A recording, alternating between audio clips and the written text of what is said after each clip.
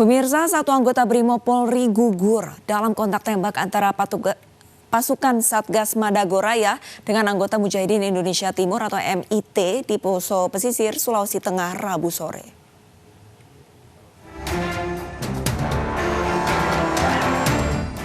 Kontak tembak Satgas Madagoraya dengan kelompok Mujahidin Indonesia Timur atau MIT kembali terjadi Rabu sore sekitar pukul 15 waktu Indonesia Tengah. Kontak tembak terjadi di kilometer 8 Desa Gayati, Kecamatan Poso Pesisir Utara, Kabupaten Poso, Sulawesi Tengah. Kabid Humas Polda Sulawesi Tengah, Kombes Pol Didik Pranoto mengatakan satu anggota Brimob bernama Bribtu Herlis gugur setelah tertembak di bagian dada. Jenazah Bribtu Herlis dibawa ke Rumah Sakit Bayangkara Palu untuk divisum. Rencananya Polda Sulteng akan menerbangkan jenazah Bribtu Herlis ke keluarganya di Kolaka, Kendari, Sulawesi Tenggara.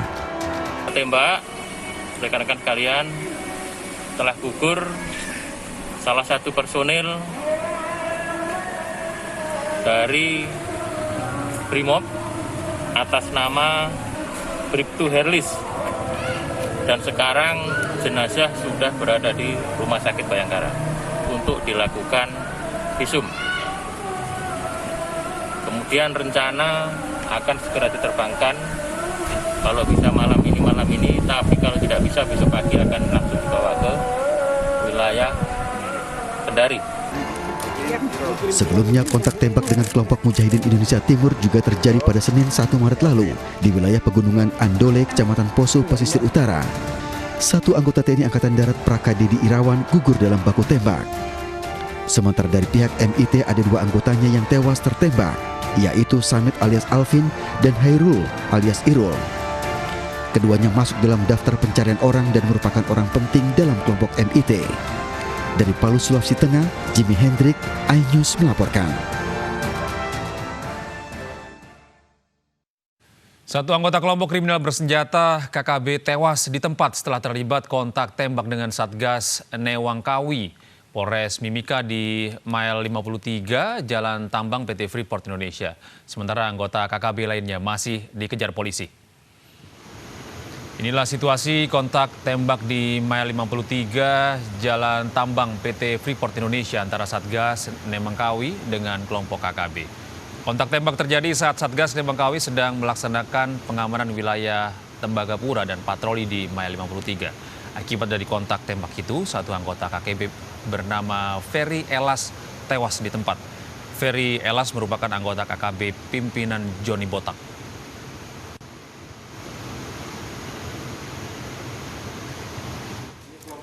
Sementara itu Kapolres Mimika AKBP Igusti Gede Era Adinata menjelaskan Ferry Elas merupakan DPO dari Polres Mimika pada tahun 2017.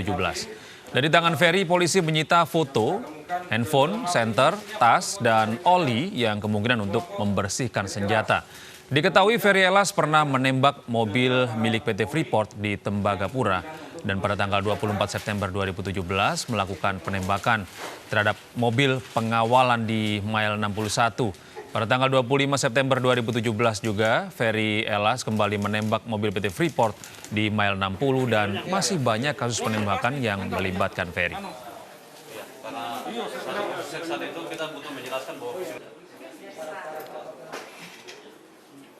Jadi perlu saya sampaikan, ini adalah fakta di lapangan.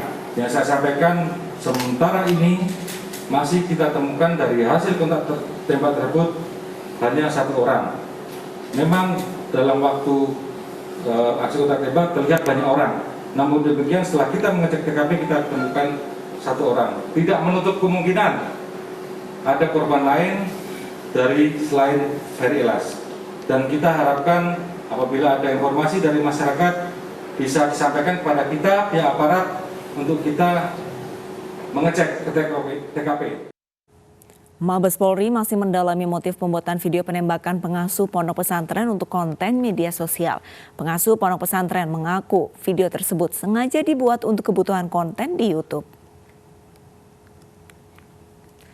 Karopenmas Mabes Polri menegaskan saat ini pihak kepolisian masih mendalami apakah kasus ini akan diproses secara hukum. Pihaknya menyebut bahwa akan memproses hukum jika berdampak perpecahan bangsa dan menimbulkan konflik horizontal. Mabes Polri akan mendalami motif pembuatan video penembakan yang ternyata untuk konten media sosial. Dialami oleh cyber itu menjadi satu hal yang kita cermati juga ya. Ternyata itu bukan video yang benar itu. Masih dialami. Sementara nanti kita cek di Cyber Barreskrim. Sebelumnya, video seorang pengasuh pondok pesantren di Malang yang tertembak viral di media sosial. Sejumlah kejanggalan ditemukan oleh warganet dalam video ini. Polisi memastikan video merupakan hoax. Video ini sengaja dibuat oleh pihak Ponpes untuk keperluan konten YouTube. 29 detik 22 mobil ada di belakang ini warna putih kayaknya. Warna putih. Polresta Surakarta menggerebek dan menangkap penjual miras di kawasan Jebres, Solo. Penggerebekan tersebut merespon keresahan masyarakat atas maraknya peredaran miras di kawasan Jebres.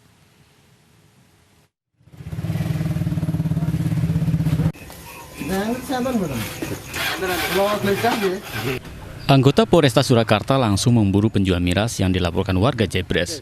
Menurut warga, peredaran miras sudah semakin marak dan mengkhawatirkan. Polisi langsung menggeledah dan menangkap penjual ciu di kawasan Jebres.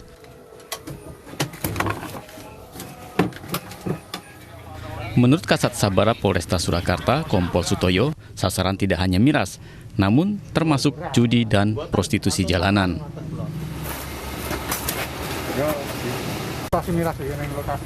Ada penjual miras. Dengan informasi tersebut, akhirnya kita tindak lanjuti dan benar lokasi tersebut setelah kita cek, kita lakukan penyisiran di lingkungan lokasi tersebut, ditemukan yang bersangkutan menjual miras berupa ciu varian pisang tusuk. Cara-cara digawa yang lebet rian.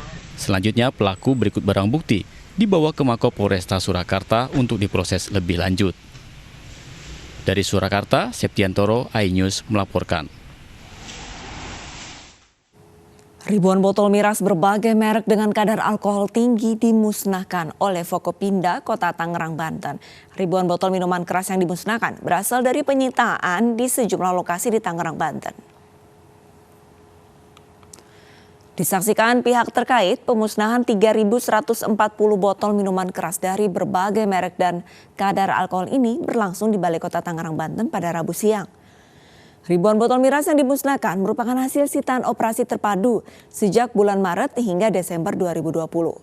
Sebelumnya pada tahun 2019, pemerintah Kota Tangerang juga berhasil menyita 8.286 botol miras dari hasil operasi terpadu. Ini masyarakat semakin disiplin dalam melaksanakan peraturan daerah karena di Kota Tangerang kaitan keberadaan minuman keras sudah diatur dalam peraturan daerah.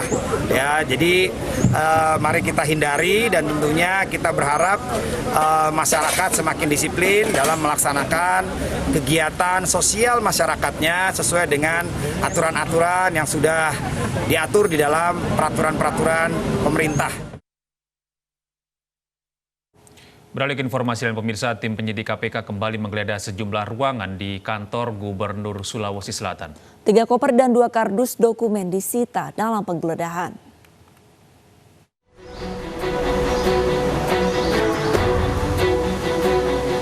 Enam penyidik Komisi Pemberantasan Korupsi Rabu pagi kembali menggeledah kantor Gubernur Sulawesi Selatan terkait kasus korupsi yang menyeret Gubernur Nurdin Abdullah. Beberapa ruangan yang digeledah antara lain Biro Pengadaan Barang dan Jasa Sekretariat Daerah. Mereka juga memintai keterangan sejumlah pegawai dan mengambil beberapa dokumen di ruang layanan pengadaan secara elektronik LPSE. Dari penggeledahan yang berlangsung kurang lebih 7 jam itu, penyidik menyita 3 koper dan 2 kardus dokumen terkait pengadaan barang dan jasa perizinan dan pembangunan infrastruktur di lingkup Pemprov Sulawesi Selatan tahun anggaran 2020-2021. Selain di lingkungan kantor Gubernur Sulawesi Selatan, penyidik KPK juga menggeledah kediaman pribadi Agung Sucipto dan mengamankan berkas-berkas penting bukti transaksi dari pembangunan sejumlah proyek infrastruktur di Sulawesi Selatan.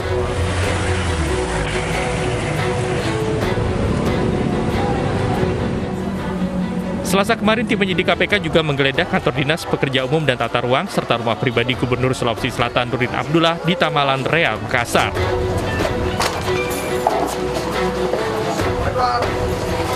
Dari dua lokasi itu, penyidik mengamankan berbagai dokumen yang terkait dengan perkara dan juga sejumlah uang tunai.